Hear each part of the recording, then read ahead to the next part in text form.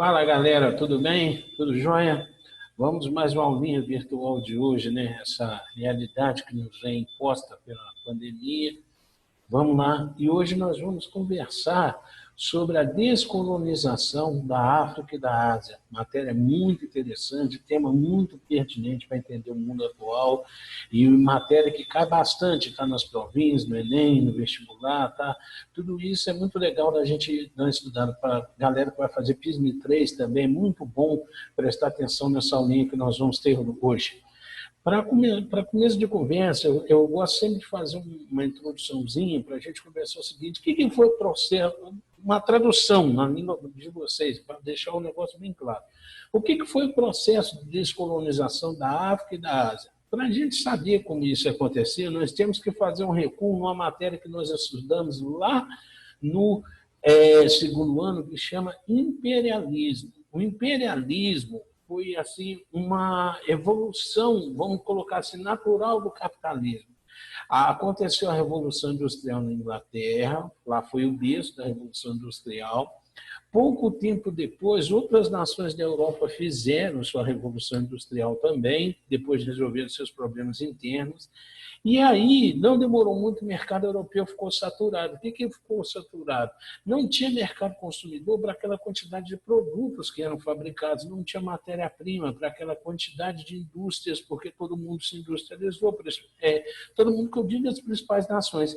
Então, a evolução natural, vamos colocar assim, esse natural entre aspas, do capitalismo europeu, foi expandir para áreas onde ainda tinha um terreno fértil, promissor, como foi diversas regiões da Ásia e diversas regiões da África, e promover a partilha da África e da Ásia entre si. As principais potências colonialistas eram a Inglaterra e a França. Elas invadiram diversas regiões da África e da Ásia, dominaram aqueles povos e saquearam suas riquezas, impuseram seu padrão econômico, fizeram eles comprar coisas até desnecessárias, promoveu o saque dessas regiões todinha, dizimação de diversos povos, pauperização da África, que está bem evidente lá, está em diversas regiões da África e da Ásia, que está lá muito evidente até hoje.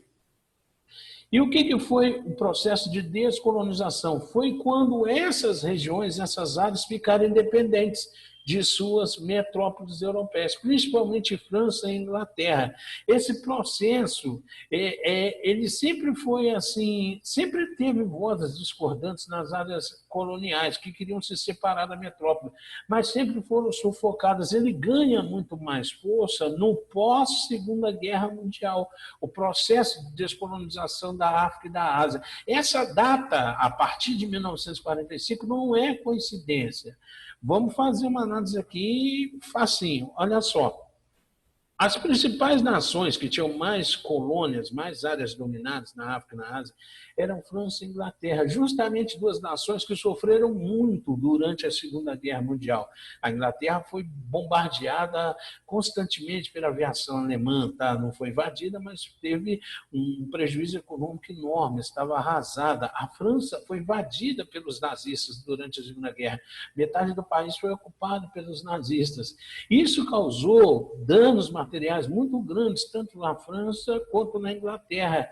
Olha, já que elas estavam passando por uma crise tão grande, elas não tinham mais tanta força para dominar suas colônias na África e na Ásia. Os povos das áreas coloniais, movimentos nacionalistas, que nós vamos ver, temperados com a boa dose de marxismo, vão aproveitar essa oportunidade que as duas metrópoles, França e Inglaterra, estão fragilizadas para proclamarem a sua independência. Então, não é aí, mas vão ser processos longos, cheios de idas e vindas. E uma coisa que eu já chamo a atenção de vocês, que é legal da gente saber, é no pós-independência a desarrumação dessas áreas, que é natural. Por dois motivos. Primeiro, vamos colocar, antes eles eram dominados pelas metrópoles e respeitavam leis metropolitanas. A metrópole, no caso França e Inglaterra, sufocava qualquer Bélgica, qualquer movimento, qualquer discordância, ela impunha, ela sufocava com o seu poder de poderio militar, e ele impunha seus valores, ele impunha seu sistema jurídico às áreas colonizadas.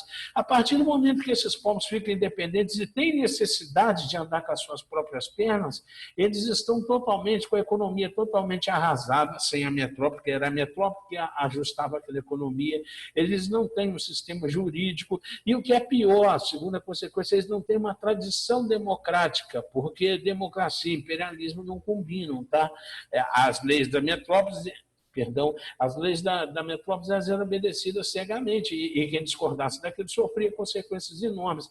Então, como esses povos não têm uma tradição democrática, não tem aquilo que a gente chama de sociologia de sociedade civil, tá? que são as pessoas nas ruas comentando, uma opinião pública formada, não tem isso, ele consegue isso a duras penas, fatalmente, tá? Em raríssimas exceções, as áreas que ficam independentes não passam por guerras civis, porque é um momento em que, do conflito interno, tá, a guerra civil, para ver qual grupo vai ter hegemonia da sociedade, vai impor seus valores, vai impor sua estética, vai impor a sua maneira de pensar. Tá? Tudo isso, num cenário de Guerra Fria, também toma uma dimensão muito grande. Tá? Estados Unidos e União Soviética tinham muito interesse que essas áreas se separassem de França e da Inglaterra. Nós vamos ver depois por que os Estados Unidos e a União Soviética têm muito interesse nas guerras de independência. Para ajudar a nossa linha, para sair um pouco só aqui de eu ficar falando o tempo inteiro, eu peguei alguns slides interessantes da internet. Gosto sempre de falar, isso não é meu, tá? Eu dou uma analisada, pego, baixo e insiro nas minhas aulas para tornar uma coisa legalzinha para você vir em casa. Depois você poder pausar, você poder analisar aquilo com mais calma, com mais tempo, tá? Com a cabeça mais fria. Porque eu acho legal isso, tá? Tem uma coisinha para você substituir a nossa anotação do quadro, já que nós não podemos ter a aula presencial nem ter o quadro, tá? Eu vou compartilhar a tela, vou colocar aqui para nós olharmos. Só um minutinho, que aparece um negócio aqui sempre escrito, que não era para aparecer.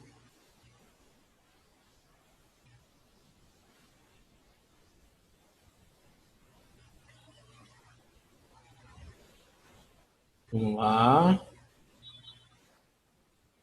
Bonitinha a nossa tela de título, está aí aparecendo para todo mundo, a descolonização da África e da Ásia. Nós já tivemos uma conversinha legal sobre isso, vamos começar. Aqui é legal da gente ver, tá? Essa segunda lâmina aqui, essa segunda imagem aqui, projeção para a gente, é muito legal. De você saber, você tem que ter domínio de saber por que essas regiões ficaram independentes. Aqui está assim, a descolonização da Ásia, mas nós podemos também utilizar para a questão africana. Primeira coisa que é legal da gente saber, vamos acompanhar os quadrinhos aqui. Está escrito no primeiro assim, a queda dos impérios neocoloniais. Isso daí eu já falei para vocês, tá? A França e a Inglaterra, que é o nosso paradigma, tá, de referência de imperialismo, estavam muito enfraquecidas após a Segunda Guerra. Ora, se elas não conseguiam mandar nem na sua própria casa, estavam arrasadas depois de 6 anos de guerra contra a máquina de guerra nazista, como é que elas iam conseguir ainda dominar impérios tão grandes? Tá? E as áreas coloniais aproveitaram essa oportunidade de enfraquecimento, tá, da França e da Inglaterra para declarar sua independência.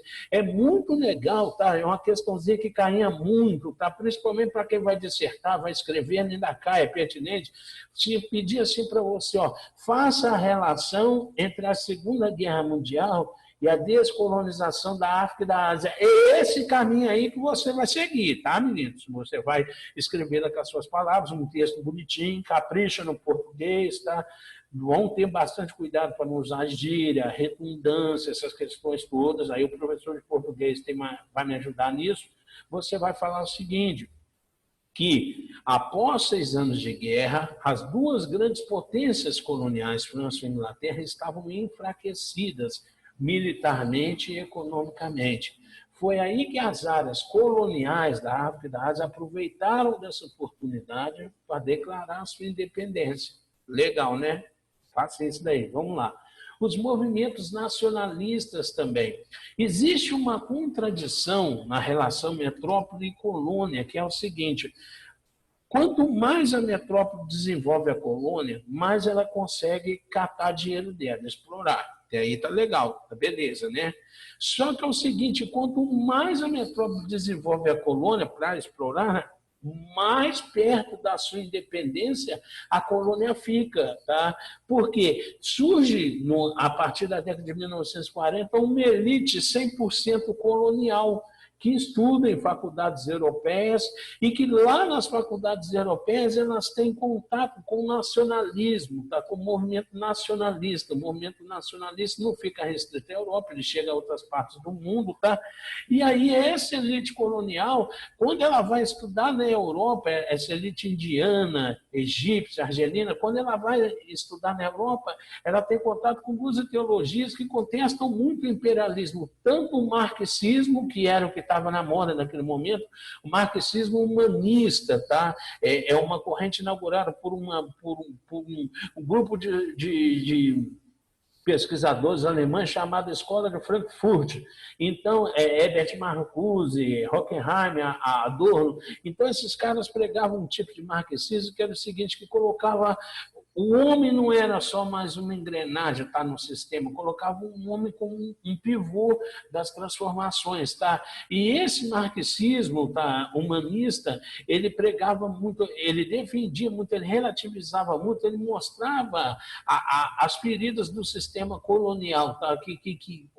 As mazelas do sistema colonial. E o nacionalismo que nós vamos ter no terceiro mundo tem muito essa pitada, tá? Então vai ser um dos motivos das guerras de independência também. A ONU, a Organização das Nações Unidas, foi criada após a guerra e a ONU pregava a liberdade universal. Depois dos horrores do nazismo, do Holocausto, depois de 2 bombas atômicas sobre o Japão, a ONU questionava muito, a ONU era um fórum mundial que questionava muito a dominação de um país pelo outro. Tá? Então a ONU sempre vai começar a produzir discursos contundentes em relação ao imperialismo. O pan-africanismo, que é um subproduto dessa consciência temperada de marxismo e nacionalismo, tá?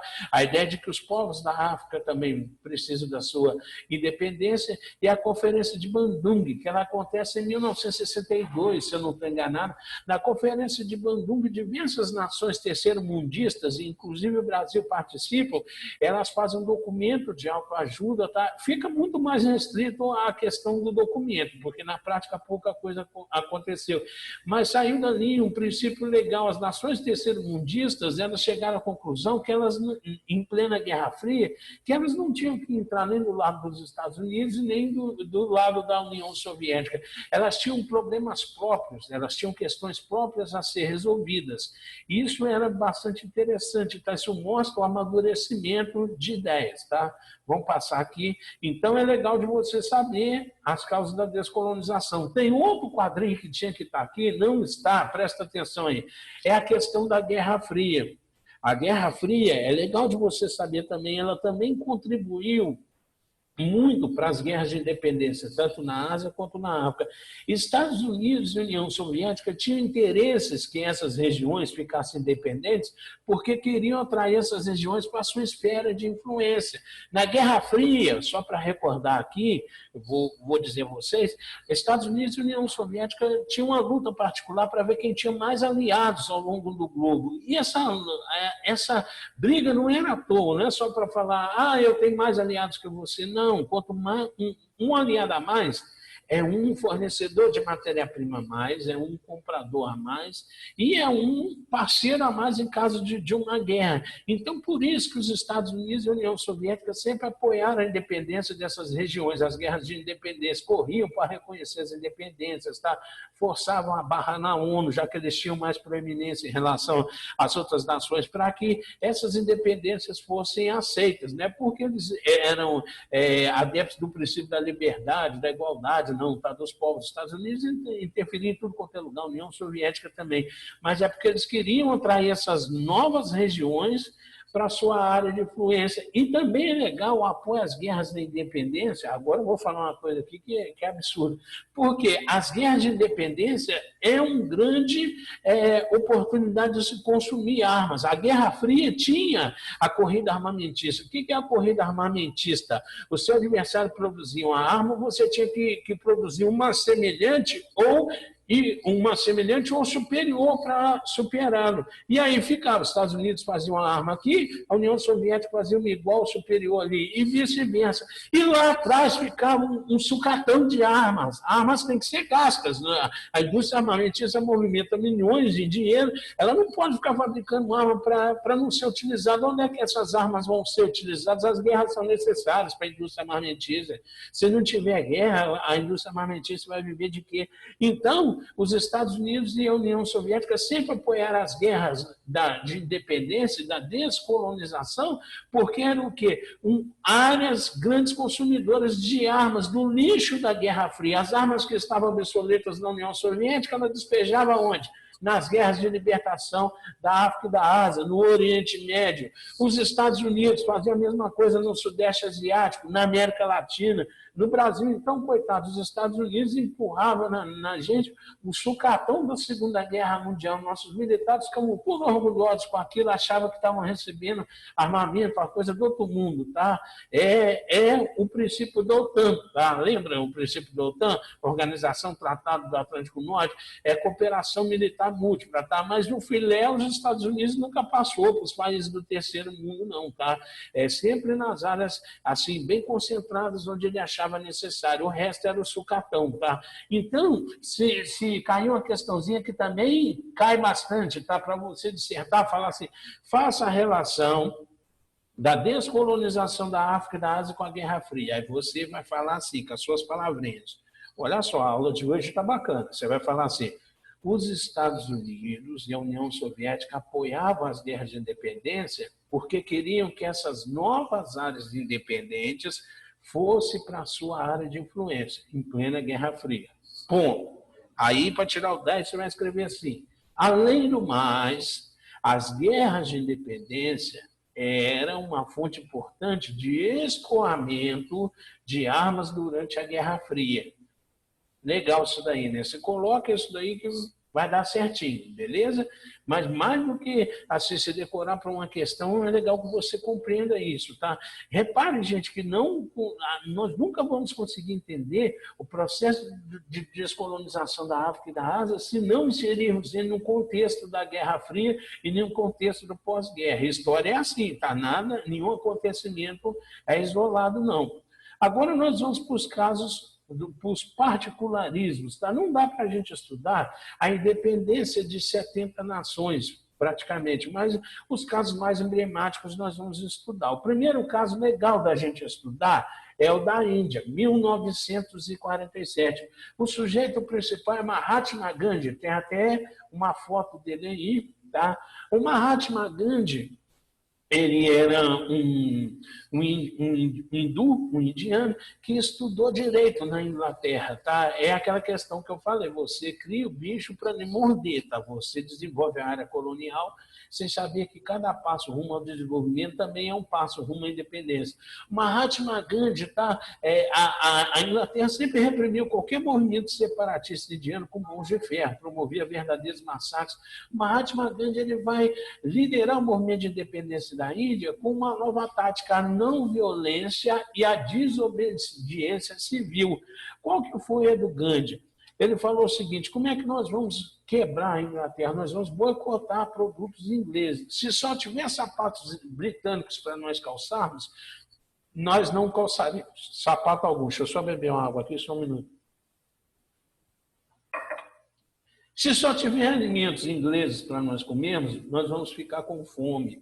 E assim nós vamos fazer. E vamos desobedecer às leis britânicas. Se tiver escrito na placa, não pise na grama, nós vamos pisar na grama. E aí começou os protestos loucos, tá? Eles deitavam no meio da rua, meio-dia, para bloquear o trânsito. E esse boicote foi levado muito a sério e começou a incomodar as autoridades inglesas. E aí as autoridades inglesas começaram a perseguir o Gandhi, prenderam várias vezes. E quando prendia o Gandhi, sabe qual era dele? Assim que ele era preso, ele falava: estou em greve de fome. Isso expunha o colonialismo inglês ao resto do mundo, à opinião pública mundial, porque o Gandhi era um pacifista. As pessoas perguntavam: eu não acredito que pós-Segunda Guerra Mundial, pós os horrores que o mundo inteiro presenciou, nós vamos deixar um pacifista morrer de fome, nós vamos colocar um pacifista atrás das grades. Essa era a grande contradição do método do Gandhi de fazer a independência, tá? De lutar pela independência, porque personalidades artistas do mundo inteiro iam até o Gandhi para conversar com ele pessoalmente na Índia. O movimento dele inspirou, esse procedimento dele pacifista vai inspirar muitos movimentos, movimento pelos direitos civis, uma corrente do movimento pelos direitos civis nos Estados Unidos, movimento hippie, movimento faça amor, não faça guerra, tá? Tem uma inspiração muito grande na atitude do Gandhi, tá? E nesse desprendimento dele dos bens materiais. Enfim, o país conseguiu a independência em 1947. Porém, aquilo que eu falei, tão logo a metrópole sai de cena, o que nós assistimos? A desarrumação, porque a metrópole antes sufocava os conflitos internos. Agora, os conflitos internos estão expostos, tá? Qual que era a grande questão da Índia? Uma guerra civil de cunho religioso. Metade do país era muçulmano e metade do país era hindu. E a guerra era violenta, tá? Entre esses dois povos, tá? Com um tempero de radicalismo muito grande, para ver quem que ia editar os rumos da nação. Gandhi foi assassinado por um fanático islamita, tá? Ele pagou com a vida... Ele pagou com a sua vida a independência da Índia. E para aplacar os ânimos, o país foi dividido. Metade do país, a Índia, é hindu, e a outra metade, o Paquistão, foi criado em 1948. O Paquistão é muçulmano. Assim conseguiu reduzir a guerra civil, tá? Conseguiu jogar água nessa fervura. Mas lá ainda é um ponto crítico no mundo, a região de fronteira entre essas duas nações. Essas duas nações não demoraram, tiveram suas bombas atômicas, tá? Desenvolver suas bombas atômicas. É um ponto crítico no globo terrestre hoje, na iminência de um conflito a qualquer momento, porque na fronteira entre esses dois estados existe uma região chamada Caxemira. Caxemira é a maior produtora de papoula do mundo. Da papoula se tira o ópio, tá? E do ópio se faz uma droga chamada heroína e também a morfina, que é muito usada como anestesia, tá? Essas plantações de papoula geram muito dinheiro, tá? E existe uma briga acirrada por elas. Então, a região da Caxemira é contestada pela Índia, a Índia fala que é dela, o Paquistão fala que é dela, e de vez em quando uma pompa a bomba para o outro, tá? Lembrando que ainda tem um componente religioso para apimentar ainda mais essa relação. Beleza? Tudo jóia, meninos? Em geografia, vocês também, provavelmente o professor de geografia também vai conversar isso com vocês. Vamos lá. Agora tem a questão do Sudeste Asiático. O Sudeste Asiático é uma região paupérrima, tá? Ele chamava Conchinchina. Mas lá é muito interessante no xadrez geopolítico, porque é o seguinte, é pertinho da Índia e o que é melhor, é ao sul da China, faz fronteira com a China. Então, os Estados Unidos sempre olhou com muito bons olhos aquela região ali, por quê? Para servir, porque ele via ali o potencial que para pular dentro da China, usar como trampolim para a invasão da China. A Indonésia ficou independente pós-Segunda Guerra, em 1945, era uma região dominada por franceses antes da Segunda Guerra. Durante a guerra ela foi dominada pelos japoneses, os japoneses foram expulsos. E aí, na Conferência de Genebra, foi definido que a Península do Sudeste Asiático ia ser dividida em 3 estados: a Indochina, o Camboja, o Laos e o Vietnã. Na verdade, não são 3, são 4. Tá? A questão do Vietnã era mais complicada ainda, porque a China, prevendo que possivelmente uma nação inimiga podia invadi-la via Vietnã, tá? Usar o Vietnã como trampolim popular, a China fez o seguinte: ela apoiou um movimento comunista pesado naquele país, tá? E os Estados Unidos, temendo que o comunismo vingasse no Vietnã e querendo ter domínio sobre a península do Sudeste Asiático para futuramente, quiçá, invadir a China, os Estados Unidos começam a interferir naquilo e ele consegue que na ONU o país seja dividido por um paralelo. Metade é capitalista, o sul dos Estados Unidos, e o norte, próximo à China, é comunista. E ficou decidido na Conferência de Genebra que um plebiscito seria realizado e a nação, ou a população, ia decidir se o país ia optar pelo capitalismo ou pelo socialismo. O Vietnã do Sul, apoiado pelos Estados Unidos, viu que perderia esse plebiscito, então o que ele fez? Ele cancelou o plebiscito.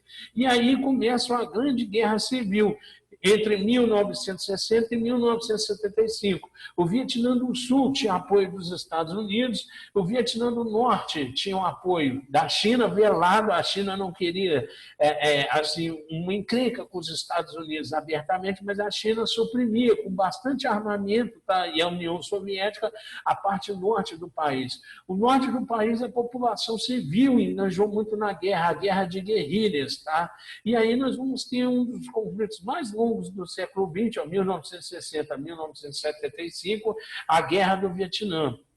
E ele é também uma vergonha para os Estados Unidos, porque ele perde a guerra, ele entra nessa guerra para que o Vietnã não se comunize e ele perde isso. O país conseguiu se comunizar, contribuiu muito, tá, para a vitória do Vietnã do Norte. A incompetência do Sul, os políticos do Sul eram muito corruptos, tá? Os Estados Unidos, embora apoiassem economicamente, militarmente o Sul sempre teve problemas críticos, nunca conseguiu dominar a sua região satisfatoriamente, e além disso também o engajamento dos Estados Unidos na guerra. Os Estados Unidos usaram no Vietnã mais bombas do que foi usado em toda a Segunda Guerra Mundial, armas químicas, combate à população civil, massacre de aldeias, extermínio de populações inteiras, tá? E mesmo assim eles saíram derrotados. Os Estados Unidos, no auge da participação em 68, chegou a mandar, olha o que está escrito na nossa gravura aqui, ó, 536 mil soldados. Como é que você manda 536 mil soldados? A maior nação capitalista do mundo manda para uma das regiões mais pobres do planeta e perde a guerra. Primeiro, os Vietcongs, os vietnamitas do norte, estavam usando a guerra de guerrilha. A guerra de guerrilha é o seguinte: não tem exército, você não vê o exército inimigo. Tá? É um camponês que trabalha o dia inteiro, de noite ele sai com o seu fuzil para matar americano. Você não sabe de onde vai sair o inimigo. E outra coisa, lá é uma região tropical, tá? A floresta lá é muito semelhante com a floresta amazônica. Chove todo dia, uma região densa de florestas. Os norte-americanos não estavam preparados para essa guerra. Tá? Os norte-americanos estavam preparados para um tipo de guerra que a gente chama de guerra regular, que é um modelo clássico de guerra da Segunda Guerra Mundial. Quando você vê o inimigo lá na sua frente, com a farda diferenciada da sua, você sabe onde você tem que atacar, os ataques são anunciados, e agora não, agora é uma floresta densa, bem no estilo amazônico mesmo, chuva todo dia, malária, febre amarela, e o inimigo que não tem rosto. E muitos americanos começaram a ser mortos na guerra. A chegada nos Estados Unidos daquele monte de sacos com mortos, tá? Aqueles sacos de cadáver, aquilo gerou um consternamento na opinião pública mundial muito grande, principalmente nos Estados Unidos. Tá? As famílias começaram a falar: para onde estão mandando nossos filhos? Para que estão mandando nossos filhos para esse lugar do outro lado do mundo?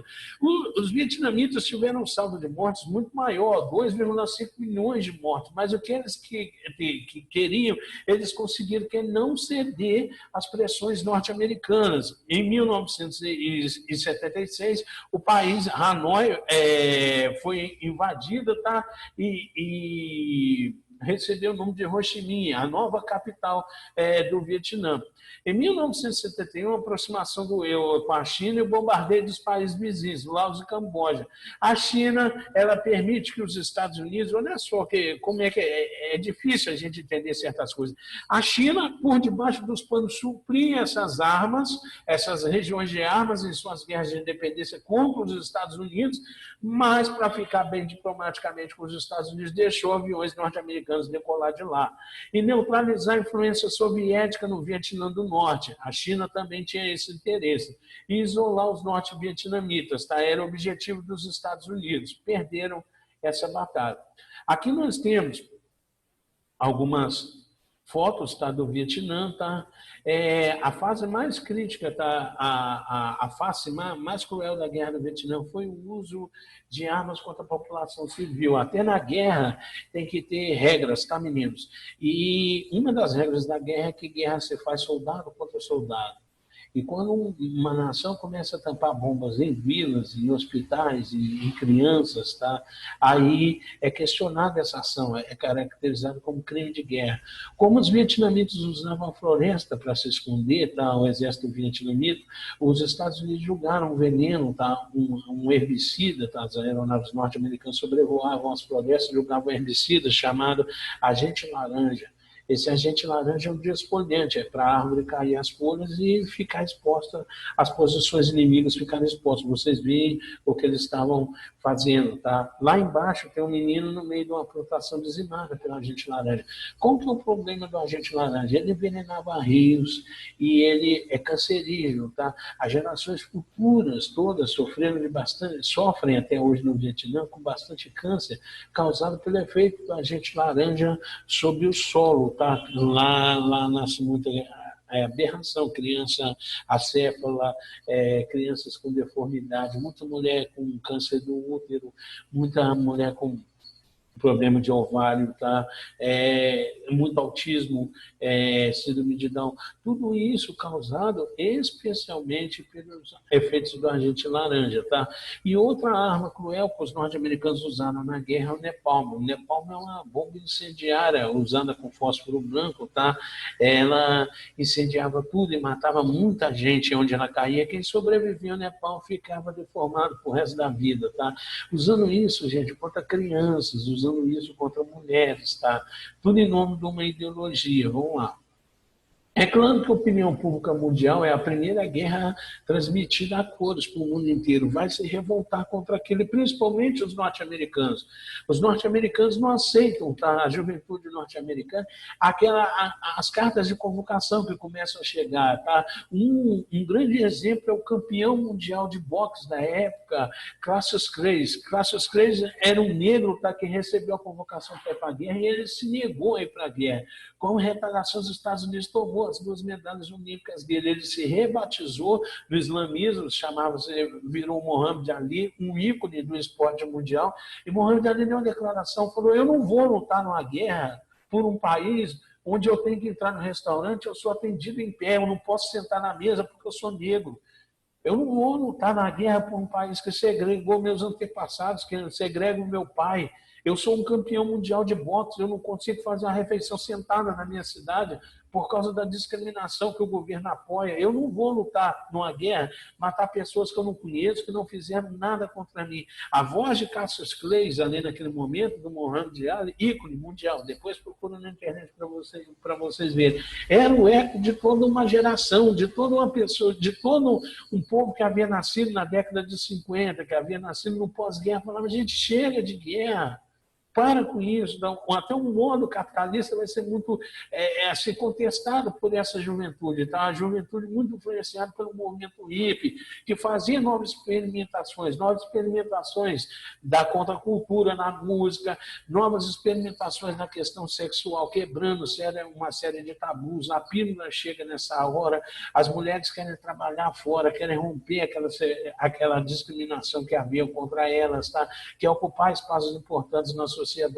Tudo isso desemboca nesse movimento, tá? Os negros querem ter participação na sociedade americana, tem diversas correntes, tem a corrente pacifista do Luther King, tem a violenta dos Panteras Negras, tem a corrente muçulmana do Malcolm X, todos eles contestando, tá, a guerra, os horrores da guerra. E o lema desse movimento era esse: faça amor, não faça guerra. Era justamente isso. E começou uma queima de alistamento militar pelos jovens americanos, uma recusa em ir para a guerra, falava: eu não vou.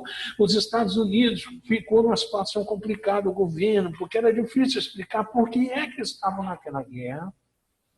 E era mais difícil ainda explicar para a população por que é que os seus filhos, maridos, namorados estavam morrendo naquele conflito, tá? É legal de vocês verem isso. E a hipocrisia da sociedade americana, os homens começaram a questionar o seguinte: para que tanto dinheiro? Para que esse modo de vida burguês que a gente tem que trabalhar para ter o carro novo, a gente tem que trabalhar para ter o carro novo, a mansão, a gente tem que ter sempre algo melhor que os outros. Será que a vida é isso mesmo? Será que quem não consegue ter o carro do ano está fadado a não ser feliz?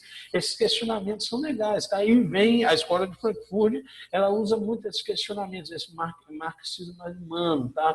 Muita gente começa a fazer sucesso, tá? Começa a questionar essas coisas. Um livro do médico argelino chamando Os Desterrados da Terra, tá? Também é muito legal, questiona muito essas coisas, ele faz sucesso também, tá?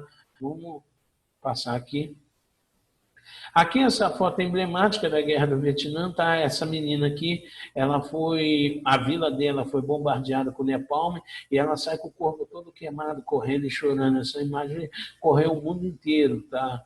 Reparem, ela é bem interessante, tá? Ela vinha muito nas províncias de história também. Aqui nós temos ela, nos dias atuais, uma curiosidade, tá? Bacana de se ver. Repare o corpo dela todo sequelado com as queimaduras. A guerra é covarde, em todos os sentidos, né, meninos? E agora nós vamos falar da descolonização da África e da Ásia. Da africana, quer dizer, tá? Perdão. Deixa eu tomar aqui um água. Ela foi motivada pela mesma princípios da descolonização asiática. Ó. O princípio da autodeterminação dos povos, nós já falamos, o movimento nacionalista, a crise econômica e política do continente, o apoio da ONU e a Guerra Fria. Até aí, nenhuma novidade. Quem prestou atenção quando a gente falou lá sobre a questão asiática, entende isso daí. As principais revoltas nacionalistas, aqui eu coloco as principais independências, ó. Em Gana, a Costa do Marfim, o Quênia, a Tunísia e o Marrocos. Os movimentos de descolonização. O mais legal aqui da gente saber é a questão da Argélia. A Argélia tem uma guerra muito, assim, de longa duração, tá? Ela vai de aproximadamente de 58 até 62 contra o gigante francês. Tá? Os franceses não abriam mão da Argélia e esse movimento tem o apoio de muitos intelectuais, principalmente dois argelinos, tá? Que tinham cidadão francês, dois grandes sujeitos, tá? Albert Camus e Jean-Paul Sartre, dois grandes filósofos. Tá? Eles questionavam muito o domínio francês sobre essa região, questionavam muito o imperialismo. A Argélia conseguiu sucesso nas suas guerras de independência graças à guerra de guerrilha também, a mesma tática usada pelos vietnamitas. A guerra do Congo, tá? No Congo tem uma coisa interessante, Ernesto Che Guevara participou da guerra de independência do Congo, tá? Ele foi para lá, mas chegou lá e viu que os líderes queriam passar a perna no outro, então ele desistiu e veio para a América do Sul, onde ele morreu na Bolívia, em 1967.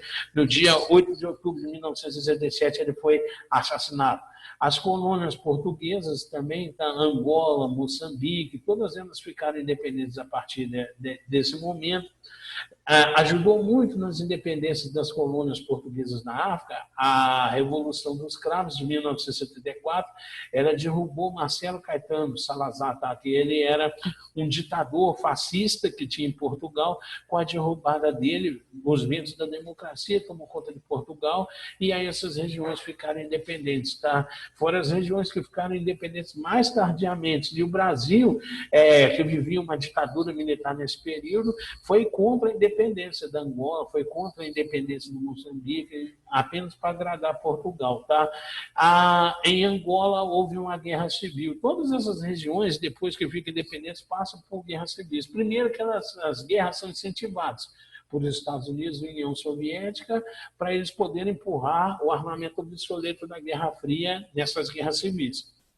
E também essas guerras elas são quase que inevitáveis porque existem muitos povos diferentes, etnias diferentes, em fronteira, na mesma fronteira no continente africano.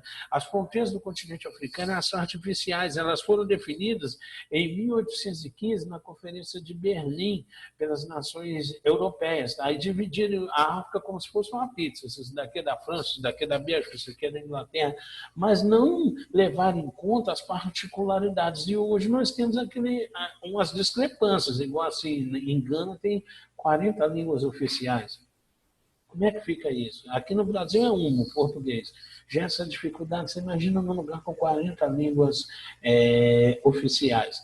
Por que tem 40 línguas oficiais? Porque quem fez as divisões lá de fronteiras não respeitou essas etnias, tá? Então, por isso que a guerra civil ela encontra um terreno muito fértil lá, tá? É quase que inevitável. E aqui nós terminamos a nossa exibiçãozinha, meninos. Matéria muito interessante de estudarmos, tá? E é bom também de você saber disso, tá? Sempre fazer um link. Isso explica muito a situação de algumas regiões da África e da Ásia, principalmente a miséria dessas regiões. Durante o período imperialista, elas foram saqueadas, quase tudo de bom que elas tinham foram levados e ficaram lá esses povos paupérrimos, tá? Que depois de quase 100 anos de saque, ainda passaram por guerras civis enormes, tá? Beleza? Tudo jóia, meninos? Terminamos assim essa nossa aulinha sobre o processo de descolonização da África e da Ásia. Muito legal mesmo da gente estudar isso. Não esqueça de ler as apostilas, não esqueça de lerem livros sobre esse tema. Peguem outras videoaulas na internet, opinião de outros professores, tá? Eu espero que eu tenha ajudado vocês no estudo desse tema, tá? Bastante interessante, bastante relevante para entender muita coisa dentro da história, muita coisa que acontece no nosso mundo hoje, tá? Um grande abraço a todos, até a nossa próxima aula.